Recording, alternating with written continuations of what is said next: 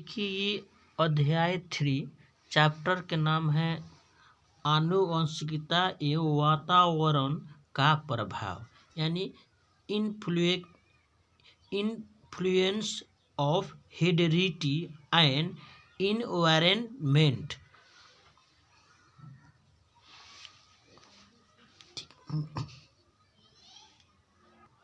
देखिए आनुवंशिकता का अर्थ क्या है। देखिए आनुवांशिक या वंशानुगत गुणों का एक पीढ़ी से दूसरी पीढ़ी में स्थानांतरण को आनुवंशिकता या वंशानुक्रम यानी हेरिडिटी कहा जाता है। आनुवंशिकता के माध्यम से शारीरिक, मानसिक, सामाजिक गुणों का स्थानांतरण बालकों में होता है। देखिए जेम्स ड्रेवर के अनुसार शारीरिक एवं मानसिक विशेषताओं का माता पिता से संतानों में हस्तांतरण होना आनुवंशिकता कहलाता है। देखिए H.A. पीटरसन एवं वुडवर्ड्स के अनुसार व्यक्ति अपने माता पिता के माध्यम से पूर्वजों की जो विशेषताएं प्राप्त करता है उसे वंशानुक्रम कहते हैं।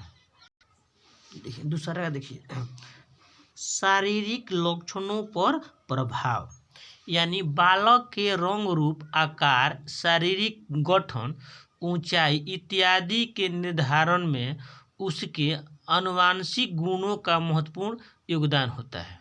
सेकंड, अधिकांश जुड़वा भाई द्वितीय युग्मक होते हैं जो दो पृथक युग्मजों से विकसित होते हैं। यह भाइयों जैसे जुड़वा भाई और बहनों की तरह मिलते जुलते हैं, परंतु वे अनेक प्रकार से परस्पर एक दूसरे से भिन्न भी होते हैं। बालक के आनुवंशिक गुण उसकी वृद्धि और विकास को भी प्रभावित करता है। देखिए इससे संबंधित 40 क्वेश्चन हम नेक्स्ट करा रहे हैं। देखिए बुद्धि पर प्रभाव यानी बुद्धि को अधिगम यानी लर्निंग को योग्यता, समायोजन योग्यता, निर्णय लेने की क्षमता इत्यादि के रूप में परिभाषित किया जाता है। जिस बालक के सीखने की गति अधिक होती है उसका मानसिक विकास भी तीव्र गति से होगा। बालक अपने परिवार, समाज एवं विद्यालय में अपने आप को किस तरह समायोजित करता है यह उसकी बुद्धि पर निर्भर करता है। कोडार का मत है कि मंद बुद्धि माता पिता की संतान मंद बुद्धि और त्रिबुद्धि माता पिता के संतान त्रिबुद्धि वाले होते हैं। मानसिक क्षमता के अनुकूल ही बालक में संज्ञानात्मक क्षमता का विकास होता है। चरित्र पर प्रभाव डगडेल नामक मनोवैज्ञानिक ने अपने अनुसंधान के आधार पर यह बताया कि माता पिता के चरित्र का प्रभाव भी उसके बच्चे पर पड़ता है। व्यक्ति के चरित्र पर उसके वंशानुगत कारणों का प्रभाव भी स्पष्ट तौर पर देखा जाता है, इसलिए बच्चे पर उसका प्रभाव पड़ना स्वाभाविक ही है। डगडेल ने 1877 ईस्वी में ज्यूक नामक व्यक्ति के वंशों का अध्ययन करके यह बात सिद्ध की थी। वातावरण का अर्थ पर्यावरण है। पर्यावरण दो शब्द परि एवं आवरण के मिलने से बना है, यानी परि का अर्थ है कि चारों ओर, आवरण का अर्थ होता है ढकना। इस प्रकार पर्यावरण का अर्थ होता है चारों ओर से घेरने वाला प्राणी या मनुष्य, जल, वायु, वनस्पति, पहाड़, पठार, नदी आदि से घिरा हुआ है। यही सब मिलकर पर्यावरण का निर्माण करते हैं। इसे पर्यावरण या पोषण के नाम से भी जाना जाता है। वातावरण मानव जीवन के विकास पर महत्वपूर्ण प्रभाव डालता है। मानव विकास में जितना योगदान आनुवंशिकता का है उतना ही वातावरण का भी है। इसलिए कुछ मनोवैज्ञानिक वातावरण को सामाजिक वंशानुक्रम भी कहते हैं। व्यवहारवादी मनोवैज्ञानिकों ने वंशानुक्रम से अधिक वातावरण को महत्व दिया है। देखिए मानसिक विकास का प्रभाव मानसिक विकास का प्रभाव कोर्डन नामक मनोवैज्ञानिक का मत है कि उचित सामाजिक और सांस्कृतिक वातावरण नहीं मिलने पर मानसिक विकास की गति धीमी हो जाती है। उसने यह बात नदियों के किनारे रहने वाले बच्चों का अध्ययन करके सिद्ध की कि इन बच्चों का वातावरण गंदा और समाज के अच्छे प्रभावों से दूर था। अध्ययन में पाया गया कि गंदे और समाज के अच्छे प्रभाव से दूर रहने के कारण बच्चे के मानसिक विकास भी प्रतिकूल असर पड़ा था। बालक पर बहुमुखी प्रभाव। बालक पर बहुमुखी प्रभाव। वातावरण बालक के शारीरिक, मानसिक, सामाजिक, संज्ञानात्मक आदि सभी अंगों पर प्रभाव डालता है। उसकी पुष्टि एवेरॉन का जंगली बालक के उदाहरण से की जा सकती है। इस बालक को जन्म के बाद एक भेड़िया उठा ले गया था और उसका पालन पोषण जंगली पशुओं के बीच हुआ था। कुछ शिकारियों ने उसे 1799 ईस्वी में पकड़ लिया।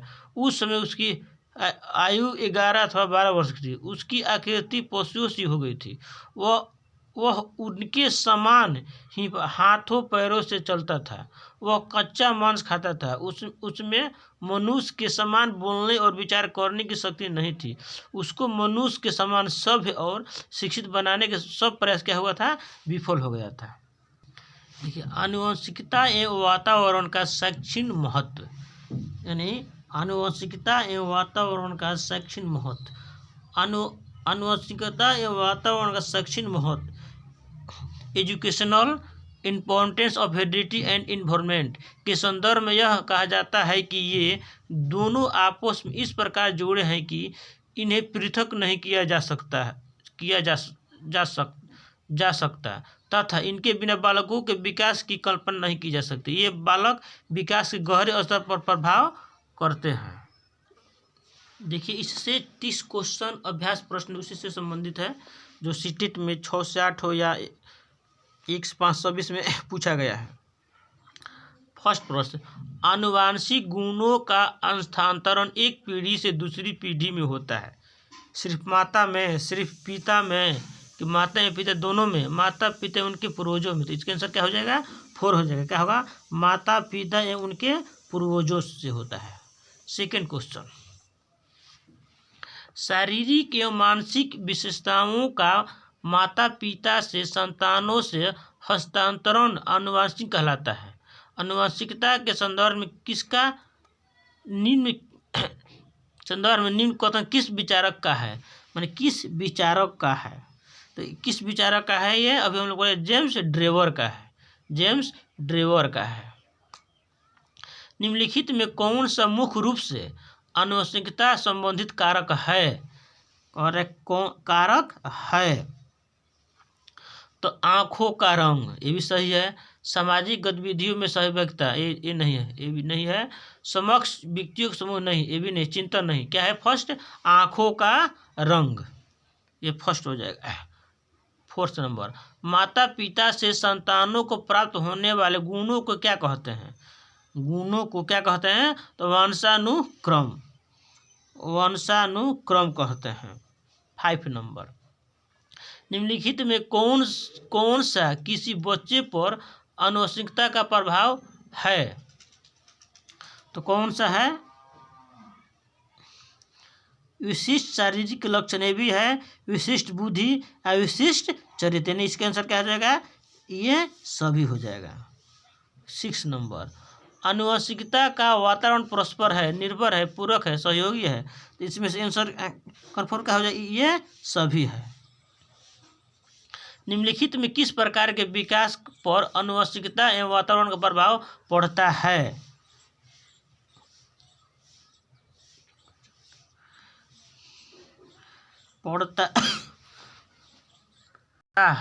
पड़ता है यानी सामाजिक विकास पर, संज्ञानात्मक विकास पर, मानसिक विकास पर और शारीरिक विकास, ये क्या, ये सभी हो जाएगा। 8 नंबर देखिए,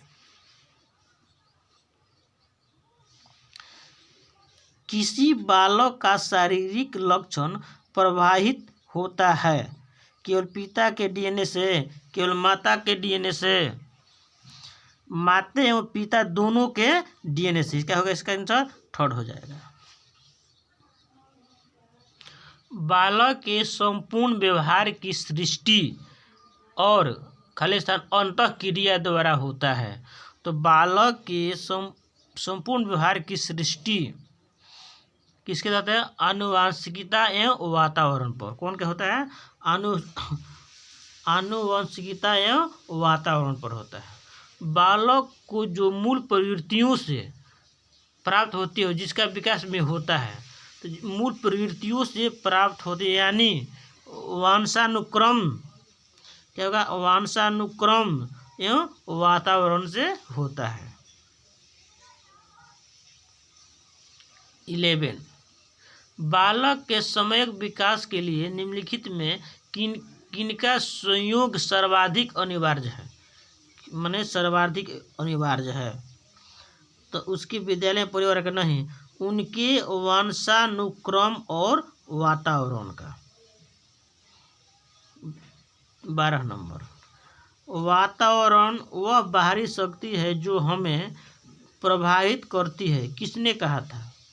ये किसने कहा था? तो रॉस ने कहा था।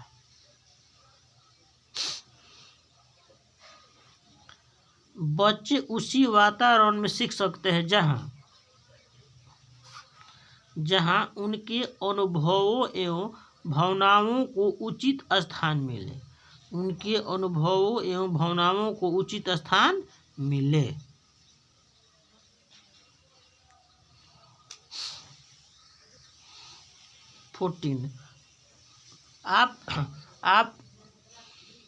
आप दिल्ली के किसी केंद्रीय विद्यालय में शिक्षक हैं।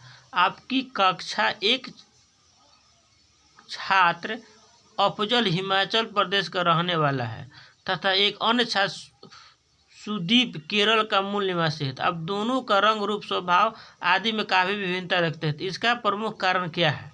इनका प्रमुख कारण क्या है? इनका प्रमुख कारण क्या है? यानी वातावरणीय प्रभाव। फर्स्ट आंसर हो जाएगा। 15 नंबर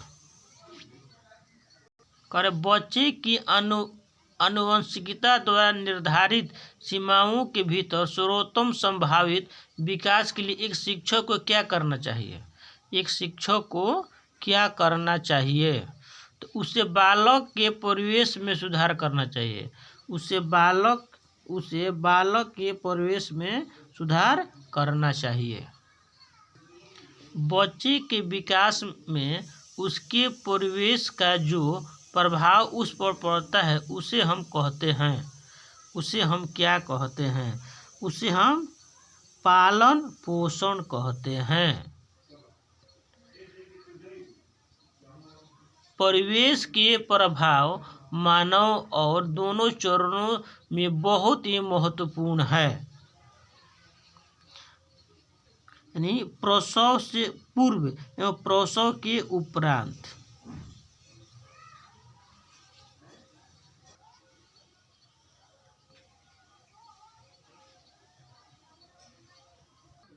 देखिए 20 क्वेश्चन कि बालक क्या है, उसकी क्षमता क्या है, उसका पर्याप्त विकास क्यों नहीं हो रहा है, आदि प्रश्नों के उत्तरदायी तत्व कौन सा है? तो वंशानुक्रम और वातावरण, ए और बी दोनों, यानी बी आंसर हो गया उसका। इसका आंसर बी हो जाएगा। आज बाला अपराध की घटना बढ़ती जा रही है, जिसके कारण शिक्षक प्रणाली में जटिलताएं आ रही है। आपके अनुसार इसका प्रमुख कारण क्या है? इसका प्रमुख कारण क्या है? दूषित वातावरण, दूषित समाजीकरण, दूषित परिवेश। इसका महत्वपूर्ण कारण क्या है? ये सब, यानी ये सभी है, ये सभी हो जाएगा। विकास की वर्तमान विचारधारा में निम्नलिखित में किसका महत्व है? केवल प्रकृति, केवल पोषण, प्रकृति और पोषण दोनों का उपयुक्त में से कौन है? इसका आंसर क्या हो जाएगा? प्रकृति के उपासन। इसका आंसर हो जाएगा प्रकृति के पालन पोषण दोनों का। और विगत पूछे गए प्रश्न देखिए, सीटेट जो पूछा गया है, मानव व्यक्तित्व परिणाम है केवल आनुवंशिकता का, पालन पोषण और शिक्षा का, आनुवंशिकता और वातावरण अंतःक्रिया का। इसका आंसर क्या हो जाएगा? आनुवंशिकता और वातावरण के अंतःक्रिया का। एक देखिए सीटेट 2012 में नवंबर पूजा है। एक जुड़वा भाइयों में से एक को सामाजिक एवं आर्थिक रूप से धनंद परिवार द्वारा गोद लिया गया और दूसरे एक निर्धन परिवार द्वारा लिया। 1 वर्ष के बाद उसकी बुद्धि लब्धांक के बाद निम्नलिखित में से क्या अवलोकन होने की सर्वाधिक है? धनी, इसका आंसर क्या हो जाएगा? इसका निर्धन परिवार लड़कों धनी परिवार नहीं होगा, दोनों समान अंक प्राप्त करेंगे नहीं, ये हो जाएगा इसके सामाजिक आर्थिक स्तर बुद्धि लब्धांक को प्रभावित नहीं करता है।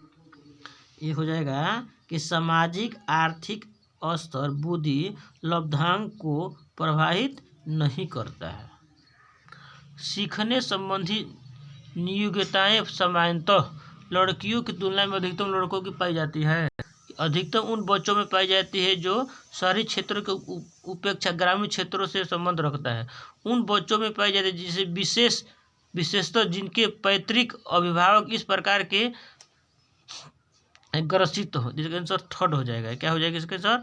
थर्ड हो जाएगा कि उन बच्चों में पाई जाती है विशेषतः जिनके पैतृक अभिभावक इस प्रकार की समस्याओं से ग्रसित होते हैं। 16 2013 में पूछा गया। बच्चे के विकास के आनुवंशिकता और वातावरण की भूमिका के बारे में निम्नलिखित में कौन सा कथन सत्य है? तो क्या होना चाहिए? सबसे 50-50 होना चाहिए। 50-50 कि समवयस्कों और पैतृक जेन का सापेक्ष योगदान योगात्मक नहीं होता है। ये आनुवंशिकता और वातावरण से एक साथ परिचालित नहीं होते हैं, भी सही है। सहज रुझान वातावरण से संबंधित है, क्योंकि वास्तविक विकास के लिए आनुवंशिकता की जरूरत नहीं है। तो इसका आंसर हो जाएगा सेकेंड, समवयस्कों और पैतृक का सापेक्ष योगदान योगात्मक नहीं होता है। 27 नंबर, निम्नलिखित में से कौन सा कथन सत्य है? आनुवांशिक बनावट शक्ति की परिवेश की गुणवत्ता के प्रति प्रतिक्रियात्मक को प्रभावित करती है। गोद के लिए गए बच्चों को वही बुद्धि लब्धांक IQ होता है जो गोद के लिए गए उनके सगे भाई बहनों का होता है। ये फर्स्ट हो जाएगा कि आनुवांशिक बनावट व्यक्ति की परिवेश की गुणवत्ता के प्रति प्रतिक्रियात्मक को प्रभावित करता है। ये 27 नंबर हो जाएगा। कि प्राकृतिक पोषण विवाद निम्नलिखित में से किससे संबंधित है? प्रकृति पोषण विवाद यानी आनुवांशिकी एवं वातावरण से। प्रकृति पोषण विवाद में प्रकृति से क्या अभिप्राय है? तो इसका आंसर हो जाएगा जैविकीय विशिष्टताएं या आनुवंशानुक्रम सूचनाएं। एक 6 वर्ष की लड़की खेल कूद में असाधारण योग्यता प्रदर्शित करती है। उसके माता पिता दोनों ही खिलाड़ी हैं। उसे नित्य प्रशिक्षण प्राप्त करने भेजते हैं और सप्ताहांत उसे प्रशिक्षण देते हैं। बहुत संभव है कि उसकी क्षमताएं दोनों के बीच परस्पर प्रक्रिया का परिणाम होगी। क्या होगी? तो इसमें आनुवंशिकता और पर्यावरण का प्रभाव पड़ेगा, यानी ऑप्शन क्या हो जाएगा इसका? फोर्थ हो जाएगा, आनुवंशिकता और पर्यावरण पर। वीडियो अगर अच्छी लगी है तो कम से कम सब्सक्राइब और लाइक जरूर कीजिए।